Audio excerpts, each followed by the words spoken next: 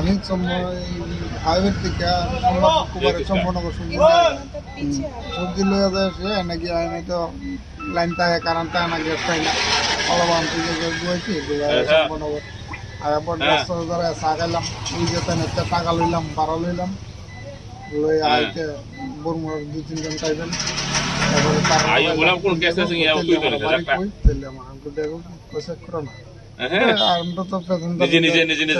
ক্ষমতা নাই তারপরে জিগাই যখন উজ্জয় কথা কইছে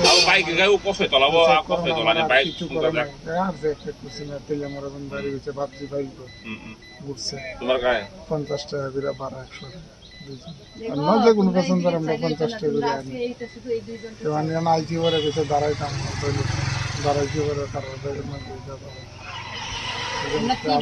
সাধারণ আপনার নাম কি? আমার নাম নির্মল দাস। আপনি মানে অটো চালান? অটো চালান। বাড়ি কই আপনি? বাড়ি হাওড়া।